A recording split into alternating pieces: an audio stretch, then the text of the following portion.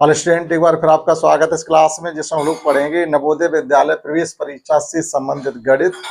और आज हम लोग पढ़ेंगे जो पिछले वर्ष 2025 में जो इसका पेपर हो चुका है उसमें जो 20 क्वेश्चन आपके मैथ के आए थे उनका हम सॉल्यूशन करेंगे, सॉल्व करेंगे। ये सॉल्व इसलिए करना चाहिए जिससे हमें एक आइडिया ये हो जाता है कि जिस एग्जाम में हम बैठेंगे उस एग्जाम में इस प्रकार के क्वेश्चन आएंगे, तो हम उस तरीके के क्वेश्चन ज्यादा से ज्यादा हम तैयार करेंगे। या एक स्तर पता चल जाता है कि किस कठिनाई स्तर तक के क्वेश्चन हमारी नवोदय विद्यालय प्रवेश परीक्षा क्लास 6 में आते हैं।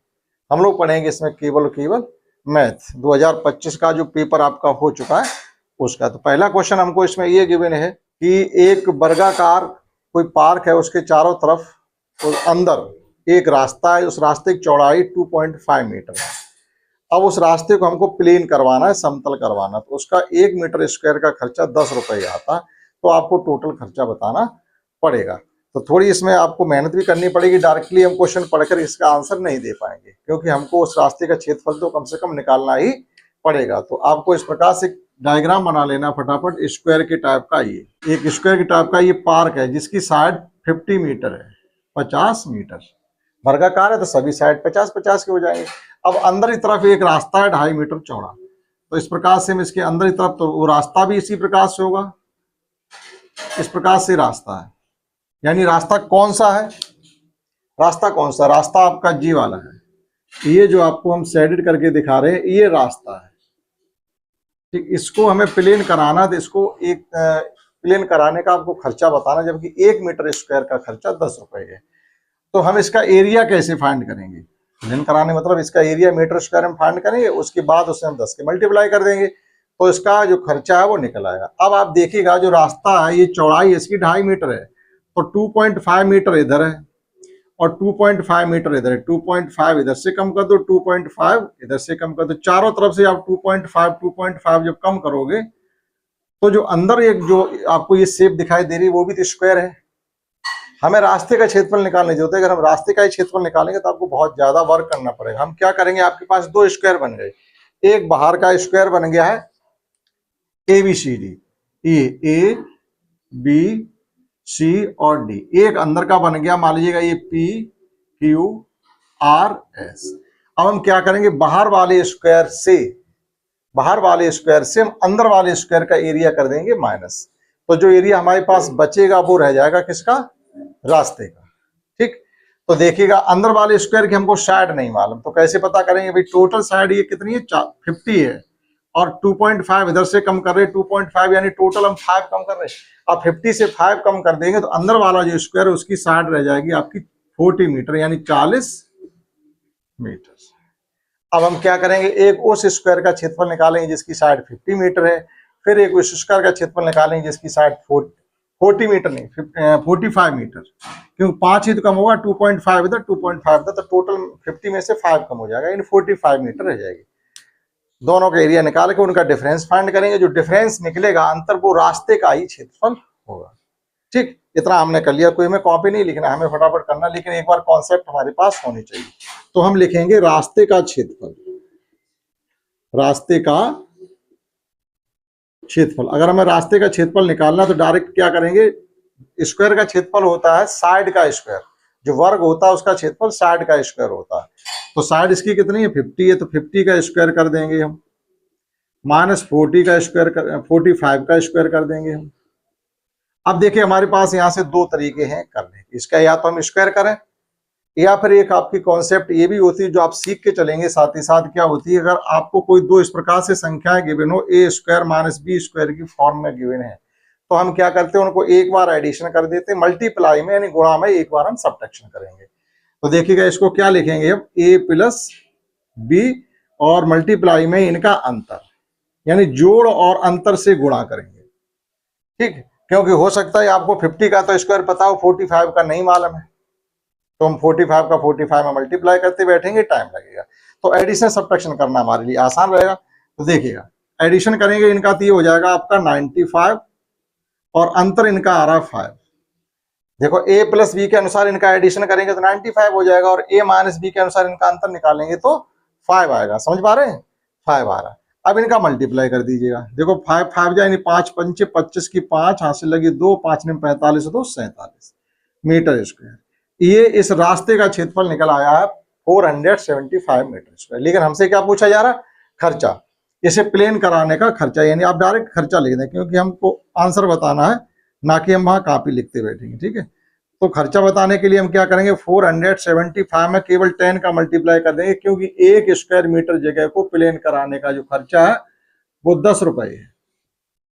ठीक, तो 10 का मल्टीप्लाई करेंगे, सीधे सीधे इसमें क्या, एक जीरो आगे बढ़ा दीजिएगा। 10 का मल्टीप्लाई करने का ये तो मतलब होता है, ये आ गया आपका आंसर। 4750 रुपए उस रास्ते को एक तर कराने में, प्लेन कराने में लगेंगे। समझ पाए आप इसका फर्स्ट क्वेश्चन? तो एक दो क्वेश्चन आपको इस प्रकार से भी दिए जाएंगे जो आपका टाइम खाएंगे। ठीक, आप नोट कर सकते हैं। इसी प्रकार से सेकंड क्वेश्चन हमको गिवन है, जिसमें हमें कई आकृतियां दी गई हैं। एक आयत दिया गया जिसकी साइड 18 सेंटीमीटर और 10 सेंटीमीटर है। एक स्क्वायर दिया गया जिसकी साइड 14 सेंटीमीटर है। और फिर एक रेक्टेंगल गिवन है जिसकी हमें 16 और 14 दी गई है। 12 साइड दी गई और एक 17 और 11 दी गई। हमसे ये पूछा जा रहा है कि इसमें एरिया किसका ज्यादा होगा। निम्नलिखित आयतों में किसका क्षेत्रफल सबसे अधिक है और कितना है, स्क्वायर सेंटीमीटर हमको बताना है। तो देखिए, यहाँ से आपको ये भी आइडिया मिल जाएगा स्क्वायर या आयत का क्षेत्रफल निकालने का तरीका क्या होता है। एक ये साइड के बिना इस प्रकार से, तो ये है आपकी 18 और 10, ये 18 सेंटीमीटर है और ये 10 सेंटीमीटर। रेक्टेंगल है ये, रेक्टेंगल से मतलब आमने सामने साइड यूकल होती हैं और पैरेलल होती हैं। इसमें सभी साइड यूकल पैरेलल होती हैं। तो आप सीधा सीधा इनका मल्टीप्लाई करेंगे तो ये हो जाएगा 180 सेंटीमीटर स्क्वायर। ठीक, आप पेपर जब कर रहे होंगे तो आप फटाफट वही निकाल के बताते चले जाएंगे और आपको ये ग्रेटेस्ट नंबर मिल जाएगा। सेकंड हमें गिवन है 40 स्क्वायर गिवन है एक तरीके से। ये भी साइड 14 है और ये भी 14 है। तो अब यहाँ भी आप मल्टीप्लाई करें या स्क्वायर करते हैं तो 14 का 14 में मल्टीप्लाई करना है, या 14 का स्क्वायर करेंगे तो 196। ये याद करके भी रखें, 30-40 तक स्क्वायर कम से कम जो आप तुरंत बता पाए। फिर आपको 12 और 16 गिवन है। एक आपका इस प्रकार से ये 12 है और ये 16, इनका भी आप मल्टीप्लाई करेंगे। 12 का 16 है, 12 का 16, आप इनका मल्टीप्लाई कर लीजिएगा। या एक तरीका ये भी है कि इनके बीच का नंबर क्या होता है। जो भी कॉन्सेप्ट आपको करने के लिए मिले उसे हमेशा यूज करें, तभी वो कॉन्सेप्ट आपको आएगी, अन्यथा आएंगे कभी नहीं। अब इनके बीच का नंबर 14 होता है। ठीक, तो हम 14 का स्क्वायर आता है 196, लेकिन इनका अंतर 12 का 14 से या 16 का 14 से 2 है।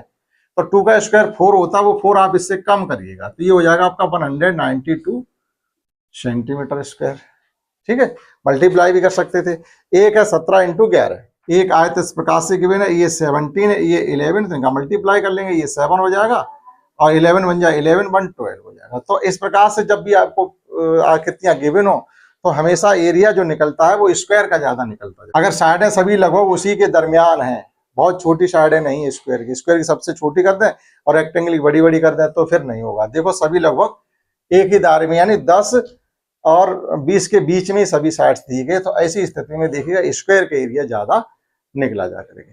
क्यों निकलता जा करके देखिएगा, आयत में क्या एक तो बड़ी कर दी लेकिन दूसरी साइड छोटी कर दी। फिर या ये भी बड़ी रखते, 18 थी 17 कर देते तो बड़ा हो जाता, 15 कर देते तो बड़ा हो जाता, लेकिन एक छोटी कर दी। यहां पर देखिएगा ज्यादा अंतर से नहीं है, स्क्वायर बनने वाला था तो देखो ये लगभग आपस में 4 का ही अंतर है, पास पास आ गई। इसमें देखिए एक साइड बड़ी कर दी दूसरी छोटी कर दी, तो फिर एरिया बड़ा नहीं हो पाएगा। समझ पाया आपने?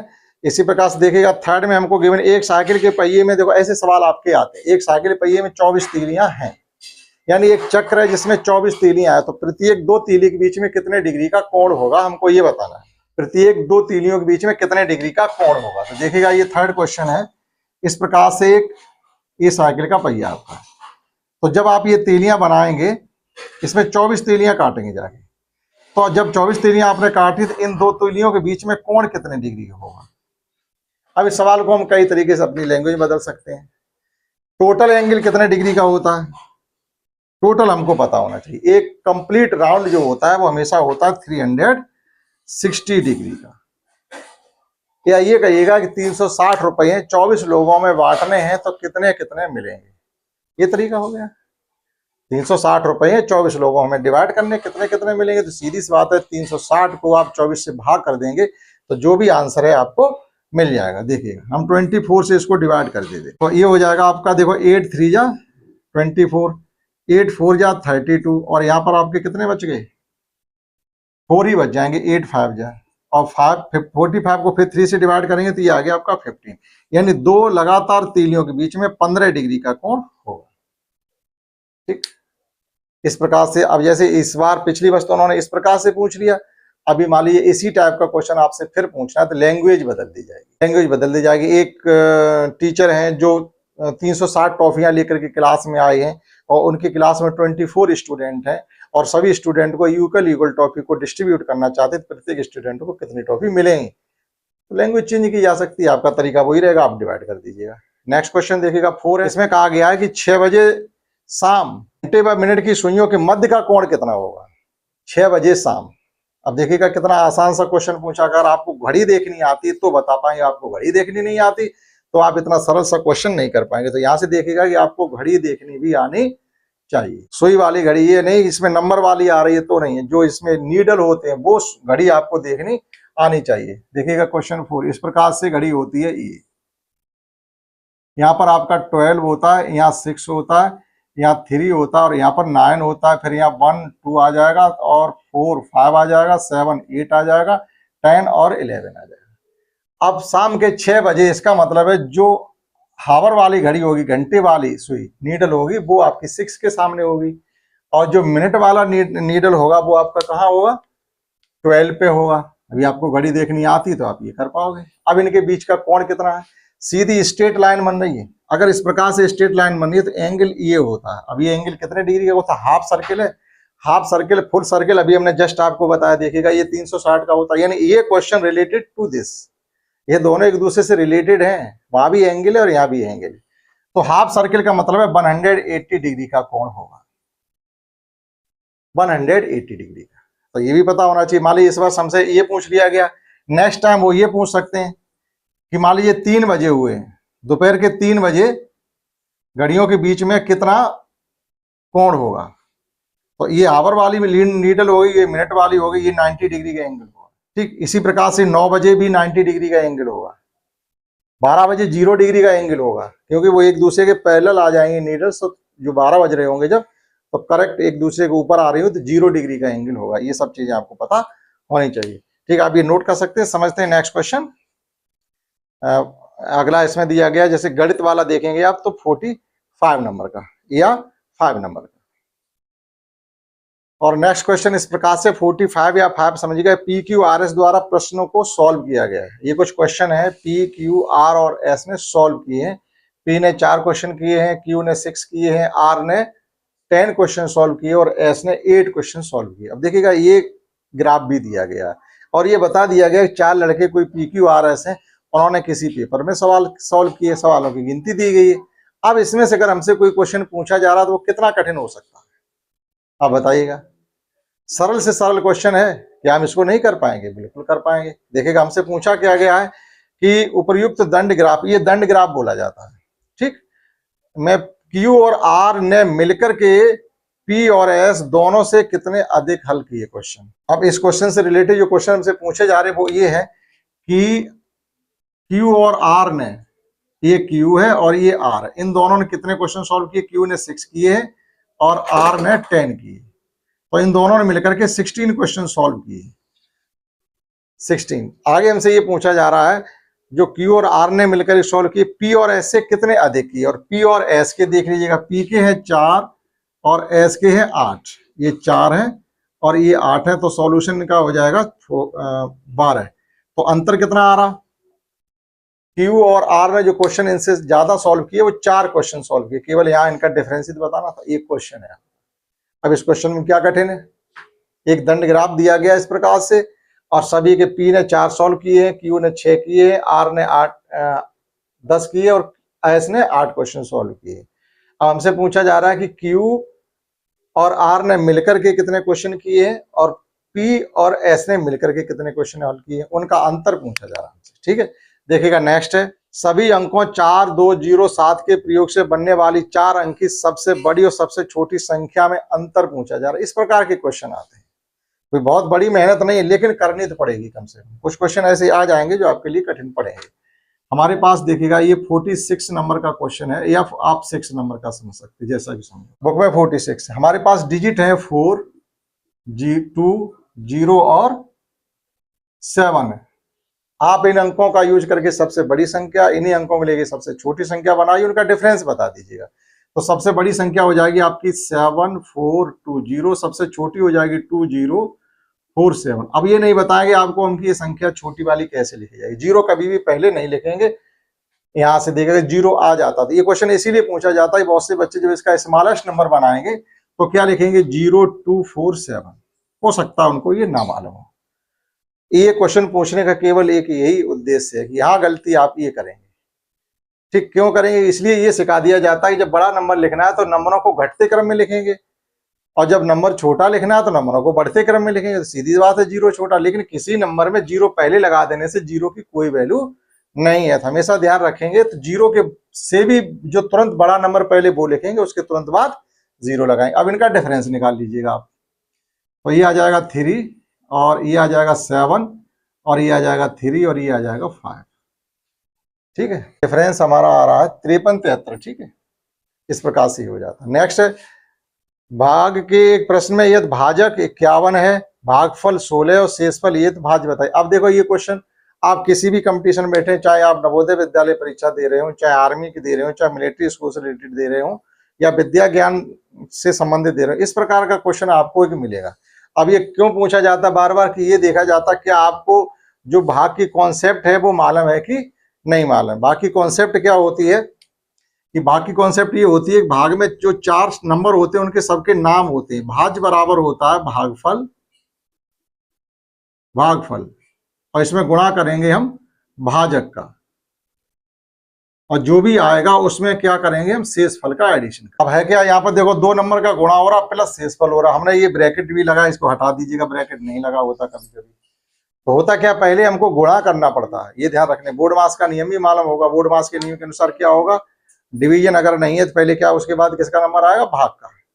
वो सॉरी, अगर डिवीजन नहीं है तो मल्टीप्लिकेशन नंबर है, यानी भाग नहीं है तो गुणा करना पड़ेगा। तो हम क्या करेंगे, ऐसा नहीं करेंगे शेषफल को भाजक के साथ जोड़ दो फिर ये गुणा कर दो, नहीं, पहले भागफल और भाजक का गुणा करेंगे, जो भी आएगा शेष करेंगे। अब आप इन चीजों से समझ लीजिएगा कि पहले मालूम होगा और हम ये मान के चलते आपको नहीं मालूम। तो देखिएगा हम एक संख्या में भाग दे रहे, मान लीजिए कि ये संख्या 4 है और हमने भाग दिया है 23 में, तो जिससे भाग देते हैं वो ही होता है हमारा भाजक। जिससे भाग देते हैं वो होता भाजक, इंग्लिश में इसको कहते हैं डिवाइजर।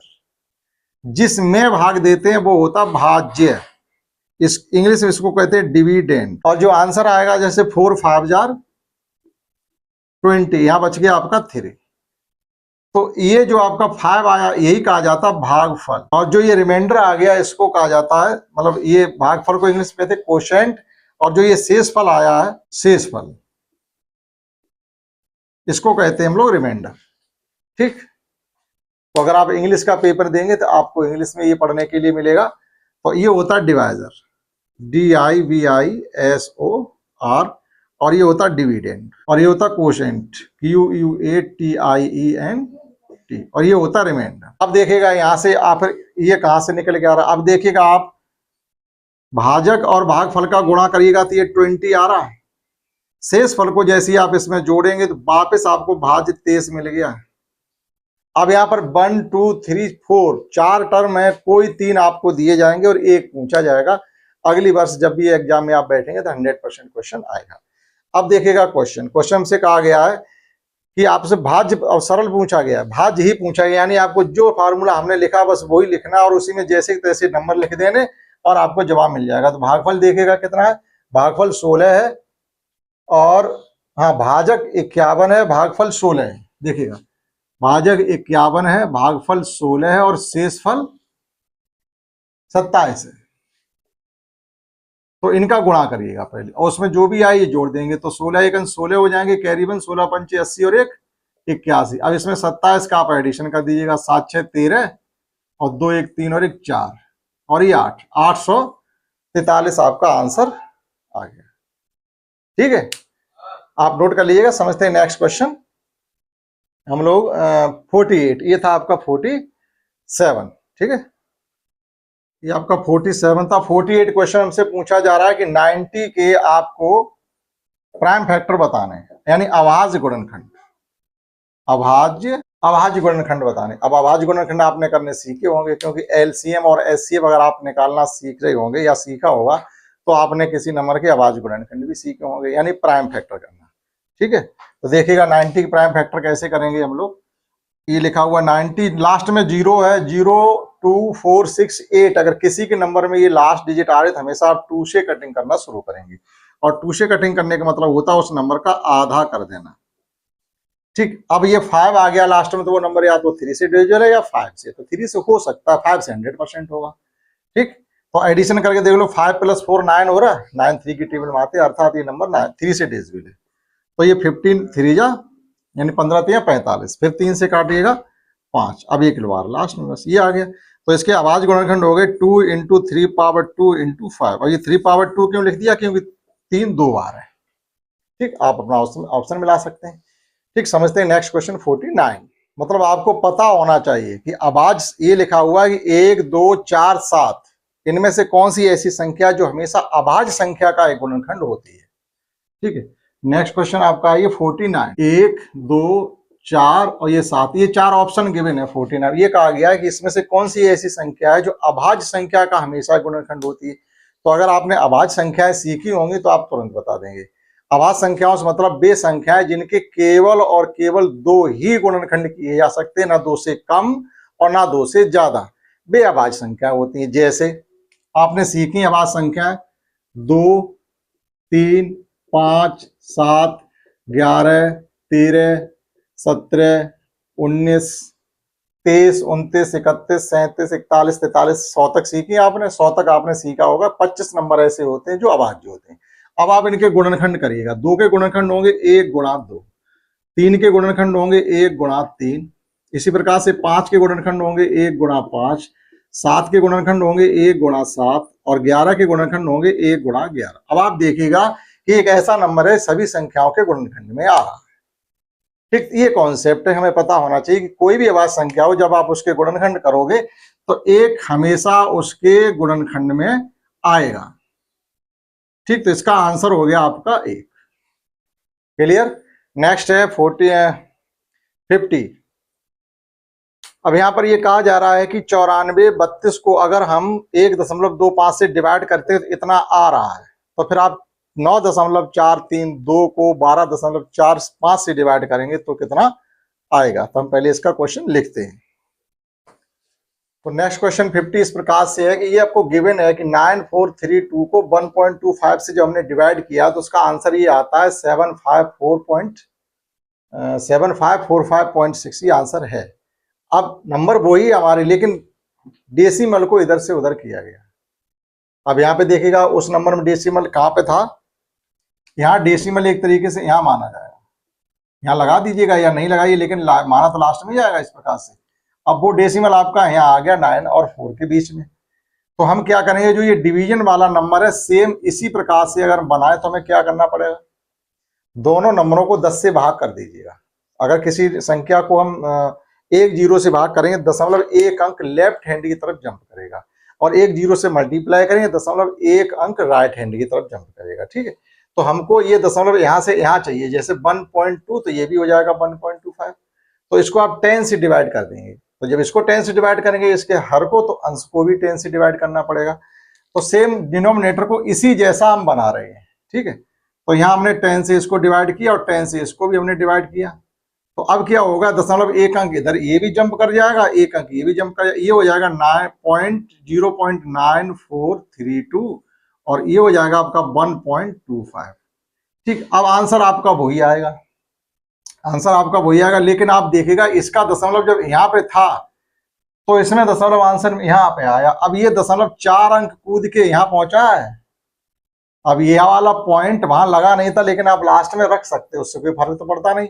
तो 4 पॉइंट जंप करके पॉइंट ये हमारा क्या पहुंचा यहाँ पर। तो अभी आंसर में भी ये 4 पॉइंट जंप करके डिजिट यहाँ ये पॉइंट कहाँ आ जाएगा, 7 के पहले आ जाएगा। तो इसका आंसर हो जाएगा 0.7545 और 6। ये ध्यान रखेंगे। ठीक, इस प्रकार से ये सरल तरीके से किया जा सकता है कि दशमलव जितने अंक अब इधर कूद के गया है तो आंसर में भी वही उतने ही, जब डिनोमिनेटर यहाँ और यहाँ सेम ही है। भाई डिनोमिनेटर हमने सेम इसीलिए किए कि न्यूमरेटर को केवल अब हमें देखना है कि इसमें पॉइंट यहाँ 4 डिजिट जंप करके आया है, तब यहाँ पर आ गया, तो इसका मतलब ये जो आंसर में है वो भी 4 डिजिट जंप हमारा करेगा। समझ पाए होंगे। तो ये हमने बहुत सरल तरीके से आपको बताने की कोशिश की। नेक्स्ट हमारे पास क्वेश्चन है, ये आपको भ्रमित करने वाला क्वेश्चन है कि आप थोड़े कंफ्यूज हो जाएं। तो ऐसे नंबर आपको दिए गए जिन्हें आपको एडिशन करके बताना है। तो देखिएगा, अगर आप ना कर पाए इसको तो डायरेक्टली कैसे लिखेंगे, जैसे ये दिया गया हमें पॉइंट के बाद सबसे डिजिट ज्यादा 4 है, पॉइंट के बाद सबसे ज्यादा डिजिट 4 है, नंबर 1 जैसे ही है, जिससे आप कंफ्यूज हो जाए थोड़े करने में।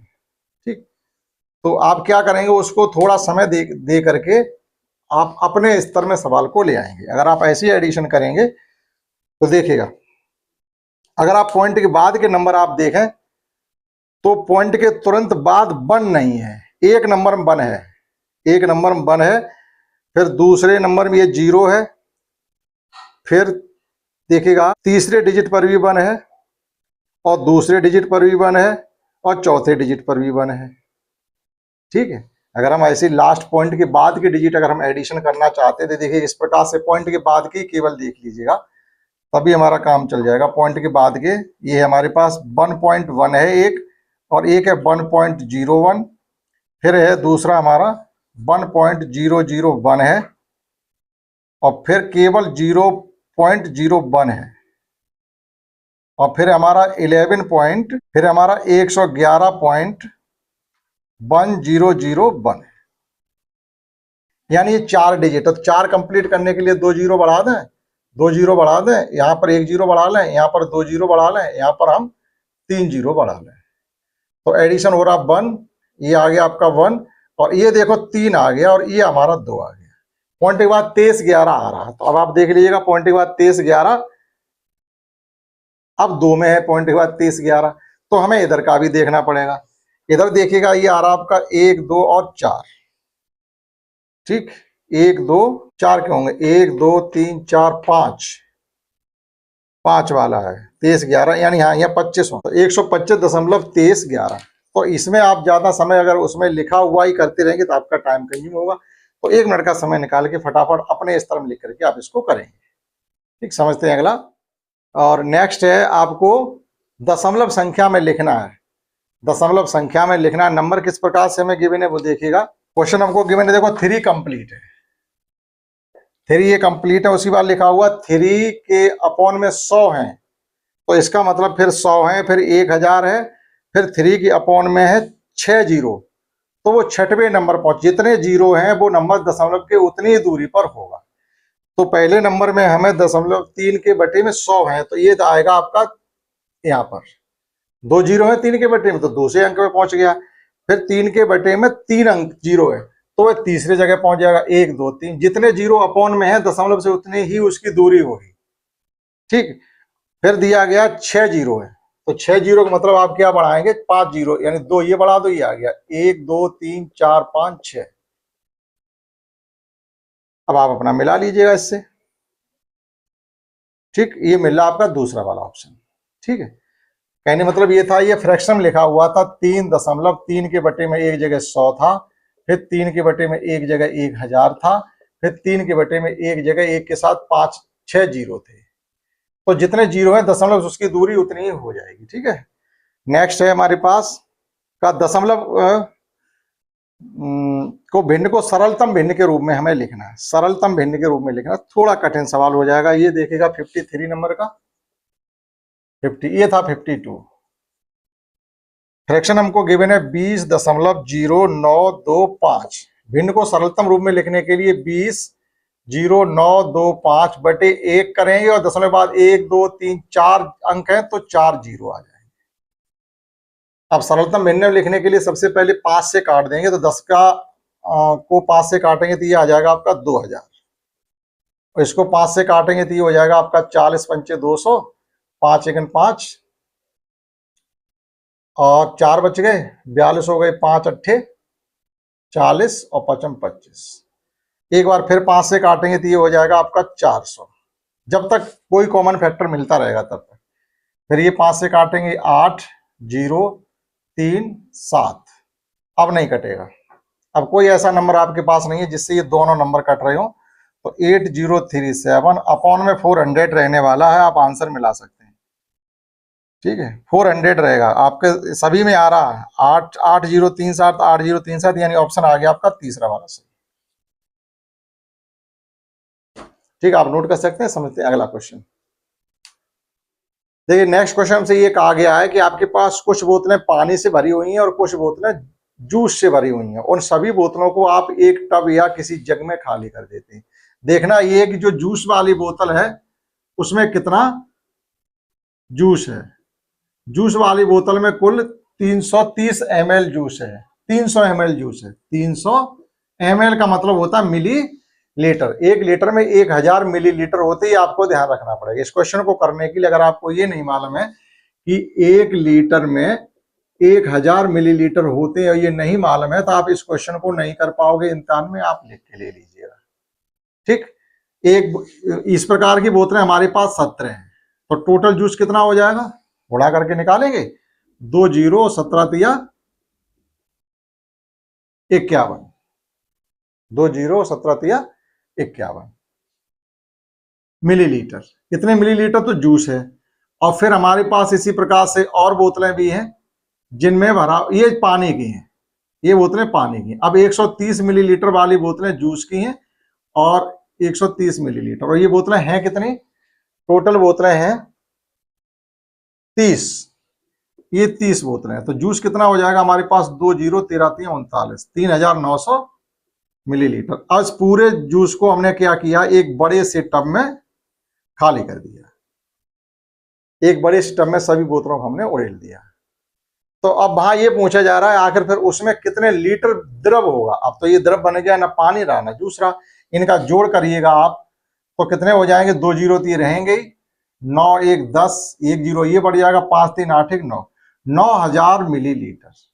अब 9000 मिलीलीटर को अगर आपको लीटर में चेंज करना हो तो कितने से भाग देंगे, बताओ। 1000 से, क्योंकि 1 लीटर में 1000 मिलीलीटर होते हैं। आप इसको 1000 से भाग कर दीजिएगा, तो ये 3 0 से 3 0 आपके कट जाएंगे। इसमें कुल जो जूस द्रव निकलेगा वो 9 लीटर निकलेगा। 9 लीटर द्रव उस टब में आएगा। ठीक है, तो आप ये हो जाएगा। अब अगला क्वेश्चन है इसमें 55 नंबर पर, जिसमें हमसे पूछा गया, ये 54 नंबर का क्वेश्चन था, 54। ठीक, तो इस क्वेश्चन का पूछने का मतलब क्या था, ये था क्या आपको ये नॉलेज है कि 1 लीटर में कितने मिलीलीटर होते हैं। इस क्वेश्चन को पूछने का जो इम्तिहान में उद्देश्य है वो ये है कि क्या आपको ये मालूम है कि 1 लीटर में कितने मिलीलीटर होते हैं। तो हमको मालूम है कि 1 लीटर में 1000 मिलीलीटर होते हैं। क्लियर। अगला क्वेश्चन हमसे पूछा जा रहा है, सुरेश अपने बाबा से मिलने के लिए 9 बजे सुबह अपने घर से चला गया। आप सुबह 9 बजे अपने घर से निकल गए किसी से मिलने के लिए। 10 मिनट आप पैदल चले हैं, 1 घंटा 5 मिनट आप बस से चले हैं, और फिर 15 मिनट फिर पैदल चले हैं। अपने घर पहुंचा तो वह 3 घंटा 20 मिनट रुका और 3:30 बजे वह अपने घर पहुंचा शाम को। तो वापसी की यात्रा उसे कितने समय लगेगा, वापसी की यात्रा में उसे कितना समय लगेगा। देखो कितना कंफ्यूज किया है सवाल। 9 बजे आप निकलते हैं, 10 मिनट पैदल चलते हैं, 1 घंटा 5 मिनट बस पर बैठ के चले हैं, और 15 मिनट पैदल चले और अपने चाचा के घर पहुंच गए। चाचा घर पहुंच गए, यानी आप पैदल चले हैं 25 मिनट, बस से चले हैं 1 घंटा 5 मिनट, तो टोटल आपको समय लगा 1.5 घंटा। बस से 1 घंटा 5 मिनट, और 10 मिनट पहले पैदल चले, 15 मिनट बाद में पैदल चले, तो 25 मिनट हो गए। 25 मिनट को 1 घंटा 5 मिनट में जोड़ोगे तो 1 घंटा 30 मिनट हो गए, यानी 1.5 घंटे में आप अपने चाचा और दादा जिसके घर गए थे वहां पहुंच गए। अब वहां आप 3 घंटा 20 मिनट तक रुके रहे, यानी आप 10:30 बजे पहुंच गए। 10:30 बजे, 9 बजे निकले, 1.5 घंटा लगा, 10:30 बजे आप गंतव्य स्थान पर पहुंच गए हैं, और 3 घंटा 20 मिनट तक वहां रुके रहे। 3 घंटा 20 मिनट का मतलब है 12:30, यानी 12:50 तक आप वहां रुके रहे हैं, और आप 3 बज के और घर पहुंच गए, वापस घर आ गए अपने। फिर जब आप 12:50 पर आप निकले थे तो 3:30 पे आप घर वापस आ गए। तो वो पूछ रहे हैं कि यात्रा की वापसी में आपको कितना समय लगा है। ठीक, एक बार फिर समझ लीजिएगा कि हम वहां से निकले कब हैं। ये हमसे नहीं कहा गया, हमसे ये कहा गया कि हम घर पहुंचे कब हैं। ठीक, आप पहले 10 मिनट पैदल चले, फिर आप 1 घंटा 5 मिनट बस पर बैठे रहे, और फिर आप 15 मिनट फिर पैदल चले, तो टोटल अगर मिनट की बात करें तो 1 घंटा पूरा 30 मिनट ये हो गए। यानी आप 9 बजे चले थे तो आप पहुंच गए हैं 10 बजे, 10:30 पे आप वहां पर पहुंच गए। 3.5 घंटे, 3 घंटा 20 मिनट तक आप वहां स्टे रहे हैं, रुके रहे हैं। तो 10 में अगर आप 3 जोड़िएगा, 10:30 में 3 जोड़ोगे 12:30 क्यों हो जाएंगे, 1:30। ठीक, 1:30 हो जाएंगे, क्योंकि आप 3 ये देखिएगा 1.5 घंटा, 10:30 बजे तो आप पहुंच ही गए, वहां पर रुके रहे हैं आप 3 घंटा 20 मिनट तक। तो 10 में 3 घंटा 20 मिनट का जब एडिशन करोगे तो ये निकलेगा जाकर आपका 13:50। 13:50 का मतलब हुआ कि 1:50 तक वहां आप रहे हैं। 1:50 आप घर से वहां से निकल आए और अपने घर वापस आ गए हो 3:30 पे। 3:30 पर आप अपने घर पर वापस आ गए। तो आपको यात्रा में समय कितना लगा, अब आप यहां से देख लीजिएगा। 2 बजने में अभी कितने मिनट बाकी हैं, ऐसे मौके करेंगे आप, उसमें कुछ भी ज्यादा लिखना नहीं। 2 बजने में 10 मिनट बाकी है तो 10 मिनट इधर लगे और 1 घंटा 30 मिनट। 2 बजे से अगर चलना स्टार्ट करोगे 3:30 तक तो 1.5 घंटा पूरा हो गया, यानी 1 घंटा 40 मिनट। 1 घंटा 40 मिनट आपको समय लगा है वहां से अपने घर आने में। तो इसमें ज्यादा एडिशन सब्ट्रैक्शन करके कुछ नहीं करेंगे, केवल आपका लॉजिक है, आप अपना प्रेजेंस ऑफ माइंड रखेंगे, थोड़ी देर कंसंट्रेट होंगे और इस सवाल को सोच के बता पाएंगे। ठीक है, नहीं तो ये सवाल होने वाला नहीं है, आप आगे पीछे करते रहिएगा इसको। नेक्स्ट क्वेश्चन इसमें हमसे पूछा गया है, अब देखिएगा बोर्ड मास से रिलेटेड क्वेश्चन है। नेक्स्ट क्वेश्चन है बोर्ड मास से रिलेटेड, जो कि आपका एक क्वेश्चन आना ही आना है, चाहे आप कितना भी सीखें चाहे ना सीखें। देखिएगा, नोट कर लें पहले हम। और नेक्स्ट क्वेश्चन आपका ये है, यहाँ पर देखिएगा स्मॉल ब्रैकेट, करली ब्रैकेट, स्क्वायर ब्रैकेट और लाइन ब्रैकेट, 4 प्रकार के ब्रैकेट हैं। चारों प्रकार के ब्रैकेट की आपको रिमूव करने की, हटाने की कॉन्सेप्ट आती है या नहीं आती है, इसलिए ये सवाल आपसे पूछा जा रहा है। एग्जाम में इस क्वेश्चन को पूछने का मतलब ये है कि आपको ब्रैकेट की कॉन्सेप्ट आती है या नहीं आती है। तो हमेशा ध्यान रखिएगा, सबसे अंदर वाले ब्रैकेट को तोड़ते हुए बाहर की तरफ आते हैं, सीधी सी बात है। हमेशा ये ध्यान रखें कि किसको पहले हटाना, ये छोड़ दीजिए आप। हम सबसे अंदर से चलेंगे, सबसे अंदर जो ब्रैकेट लगा हुआ वो लाइन ब्रैकेट, हम यहाँ से स्टार्ट करेंगे, लाइन ब्रैकेट हटाएंगे, फिर स्मॉल ब्रैकेट हटाएंगे, फिर कर्ली ब्रैकेट हटाएंगे, लास्ट में जो ब्रैकेट है उसे लास्ट में हटाएंगे। कहने मतलब ये, जो ब्रैकेट सबसे पहले लगाते वो सबसे बाद में हटेगा, बस। तो चलिएगा, ये 8 आपके एजिट रहेंगे, 18 एजिट रहेंगे, -16 एजिट रहेंगे, कर्ली ब्रैकेट एजिट रहेगा। आप ये देखिएगा स्मॉल ब्रैकेट भी एजिट रहेगा 5। अब ये 4 में से 1 माइनस हो रहा है, लाइन ब्रैकेट हट जाएगा तो यह कितना बचेगा, -3। आपका लाइन ब्रैकेट रिमूव हो गया। अब आइएगा स्मॉल ब्रैकेट पर, ठीक है। 18 माइनस ये 16 है, तो यहाँ पर 5 में से 3 जाएंगे, 2 बचेगा, तो -2। ये आपका स्मॉल ब्रैकेट भी रिमूव हो गया। अब आइएगा करली ब्रैकेट पर, तो 8 माइनस 18 और यहाँ बचेंगे 14, तो -14। अब आपका लास्ट वाला ब्रैकेट यानी स्क्वायर ब्रैकेट या बिग ब्रैकेट को हम हटाएंगे, यहाँ बचेंगे आपके 4 और लास्ट में आ गया आपका 4। एक कॉन्सेप्ट है, आप कोई बहुत सिस्टम से करेंगे तो कर पाएंगे, आप शॉर्ट ट्रिक करना चाहेंगे तो हो सकता है वो आप यूज ना कर पाए। देखिएगा, और 2 क्वेश्चन इसमें और बचे हुए हैं, 58, 59, 60। एक फ्रैक्शन, हाँ ये 57, ये 30-33/40 में क्या घटाया जाए कि वह 11/40 आ जाए। देखो कितनी आपको सिंपल फ्रैक्शन गिवन है, आपको लगता होगा कि कठिन है। वो ये कह रहे हैं आपके पास 33/40 कोई फ्रैक्शन है, ये आपका 57, 33/40 कोई फ्रैक्शन है। वो कह रहे इसमें से क्या घटाया जाए कि 11/40, 22/40 बच जाए, 11/40 हमारा बच जाए। तो जो चाह रहे हैं कि ये बच जाए वही आप इसमें से घटा दो, आंसर आ जाएगा। ये सरल तरीका, लो 11/40 को ही हमने घटा दिया, ये बच गया हमारा 22/40। जब ये डिनोमिनेटर सेम है तो न्यूमरेटर से न्यूमरेटर को सीधा सीधा सब्ट्रैक्ट कर दो, अगर सेम नहीं हो तो फिर आप उसमें एलसीएम लेके सॉल्व करें। हम आपसे ये कह रहे हैं आपके पास 10 रुपए हैं और कितने रुपए खर्च कर दें आपके पास 6 रुपए बच जाए, तो जो बच जाए वो ही सब्ट्रैक्ट कर दीजिएगा, आंसर निकल आएगा। वो कह रहे 6 बच जाए, हम इसमें 6 ही सब्ट्रैक्ट कर दे रहे 4, इसका मतलब हमको 4 खर्च करने हैं। 33/11 अमाउंट हमारे पास था, वो ये कह रहे हैं कि 11/40 बच जाए तो खर्च कितना कर दें। तो वही जो बचा वही सब्ट्रैक्ट करेंगे, तो सब्ट्रैक्ट करने वाला नंबर 22 अपॉन आपका 40 आएगा। 22 अपॉन 40 आंसर नहीं उसमें ये दे रहे हो क्योंकि कटिंग हो रही है आपकी 2 से, तो ये हो जाएगा 11 अपॉन 20। आंसर 11 अपॉन 20 आएगा। ठीक, इस प्रकार से करेंगे। नेक्स्ट देखिएगा और नेक्स्ट क्वेश्चन 58 में एक आपको फ्रैक्शन गिवन है और सबके फ्रैक्शन इतनी आसान कि सबके डिनोमिनेटर सेम दे दिए। अगर फ्रैक्शन कुछ आपको एडिशन सब्ट्रैक्शन करने के लिए हैं और अगर डिनोमिनेटर यानी हर वाला पद सभी का समान है तो फिर इससे सरल ज्यादा क्या हो सकता है। तो वो तो केवल फ्रैक्शन एक नाम के लिए आपसे पूछी जा रही है, इसका कठिनाई स्तर कुछ भी नहीं है। तो देखिएगा यहाँ पर हमको गिवन है पहले 5/22, फिर गिवन है 7/22, फिर है माइनस का 3/22, फिर प्लस का है 9/22 और फिर माइनस का है 1/22। तो आप प्लस प्लस के इकट्ठे कर लीजिएगा, 5 + 7 और प्लस 9, तो ये कितने हो जाएंगे 12 5 12 और 9 21/22। 7 5 12 में 9 जोड़ोगे 21 हो जाएंगे। माइनस माइनस के आप इकट्ठे कर लीजिएगा, ये हो जाएंगे आपके 4/22, तो ये हो गए आपके 17/22। फाइनल आंसर आ गया। माइनस माइनस की फ्रैक्शन हमने आपस में इकट्ठी की है, प्लस प्लस की आपस में इकट्ठी की है। ठीक, उसके बाद ये बड़ा नंबर उसमें से छोटा नंबर हमने माइनस कर दिया, तो आपका 17/22 आ गया। एक दुकानदार 1 रुपए की 5 टॉफी की दर से तो टॉफियां खरीदता है, यानी 1 रुपए की 5 टॉफी खरीदने का मतलब है कि उसने एक टॉफी को 20 पैसे में खरीदा है।